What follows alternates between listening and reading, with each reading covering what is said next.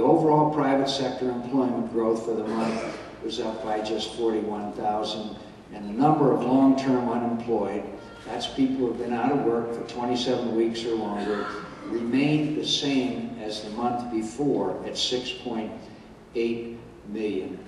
My friends, here we've done past this $1 trillion stimulus package when you look at the interest, these omnibus appropriations bills loaded down with thousands and thousands of earmarks, this accumulated debt, and here we are with 9.7% unemployment. You might remember when we had the so-called stimulus package that they said that unemployment maximum would be 8%.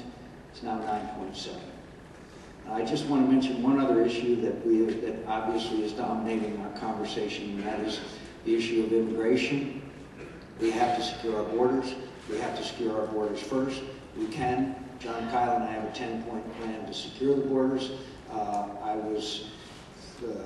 I thought that the President's announcement of 1,200 National Guard at the border was a good first step. Now we are being told, not directly, but hearing that they're going to be desk jobs.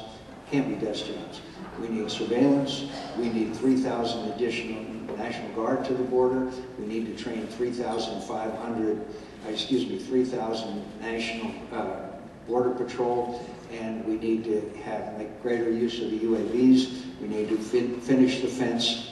And my friends, it is a shame that Phoenix, Arizona is now #2 as far as the kidnapping capital of the world. That is unacceptable. That is unacceptable. And we have to secure our border, and we have to get the border secured first. And I'd be glad to talk more about that with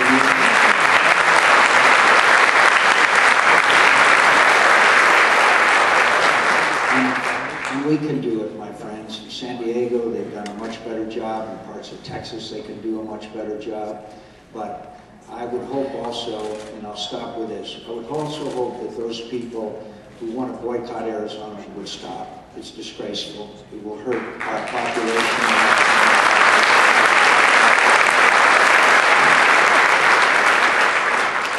And second of all, I might ask the President of the United States, I hope that Governor Brewer did yesterday, that maybe the Attorney General and the Secretary of Homeland Security might read the bill. So, with that, Nick and I would like to respond to any questions or comments. We have people with microphones. If you just raise your hand or stand up, we'll be glad to respond. Can we start with this lady down here in the first row? And there we go. Yes, ma'am. If you'll just stand up and take the microphone. Good afternoon. I am concerned, like many others in this auditorium, of our safety. And we realize that there's been a big pushback on getting help to the border. What can we, as Americans that live in Arizona, do to help you to get what you need to the secure border? Speak up. Americans are speaking up all over. People of this country, according to polls, depending on how the question is asked, 60, 70, 80% of the American people support what we did in Arizona, understand that the reason why the legislature and the governor acted, I think Kirk Adams will tell you, is because of the failure of the federal government to fulfill its responsibilities. It's a federal responsibility to secure our borders. And speak up, and by the way, call all your friends that live outside of the state of Arizona and say, if you had plans to go to LA, come on to Arizona instead. I mean, come on to Arizona, show your support. We would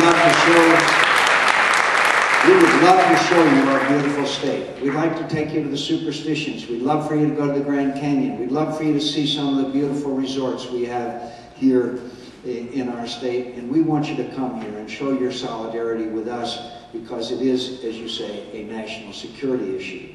A lot of the people that are being smuggled up now, not a lot, but some of the people who are being smuggled up across our southern border are not just from our hemisphere.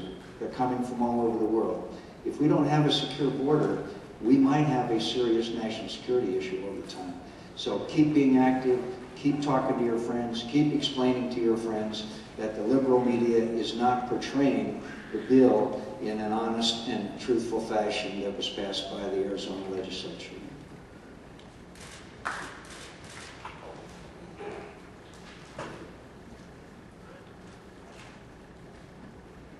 Senator, I'm concerned about all of the issues you spoke about, but I'm more concerned about the shredding of our Constitution by this president.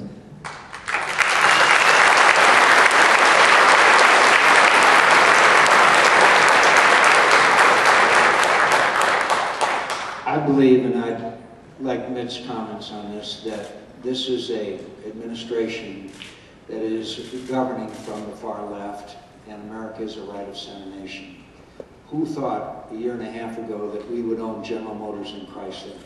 Who thought that we would own GMAC? Who thought that they would bail out the Wall Street financial institutions? Meanwhile, our community banks here in Arizona are in deep and serious trouble.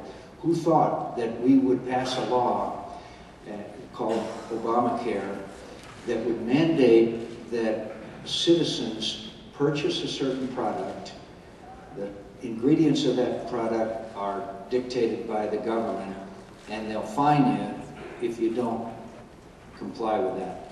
That, in my view, is not in keeping with the Constitution, and I believe these challenges to Obamacare have every good chance of succeeding.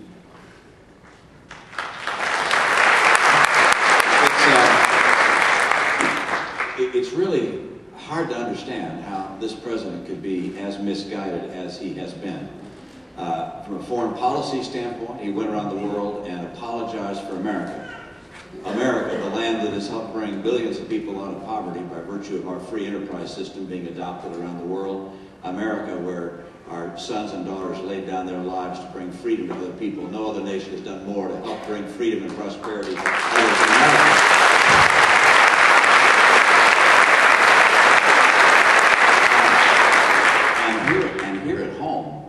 And here at home, this president has made so many serious errors that have hurt so many people in terms of their employment, for instance, that it's hard to calculate. You know, who would have imagined we'd ever look back at the Jimmy Carter years as the good old days? This president continues to in many respects, do what he thinks is right, regardless of whether it follows the construction and the demands of the Constitution. I thought, for instance, those who happened to read the paper this morning, there's an op-ed by Mitch Daniels, the governor of Indiana, that talks about how when General Motors went into bankruptcy, instead of following the normal bankruptcy process where secured creditors are taken care of first, no, he instead did a favor for his friends in the union and gave them a big ownership slug in General Motors, despite the rules of investments and capital in this country. This kind of shredding of our laws and our processes and of our constitutional rights will not sit well with the American people. And that's why I'm convinced that you're going to see more Republicans elected this November, including this man. And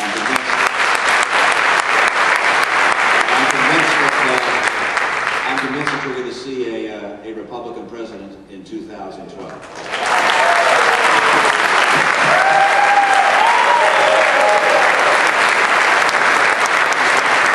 Can I add one more point to your point? This is ours issue.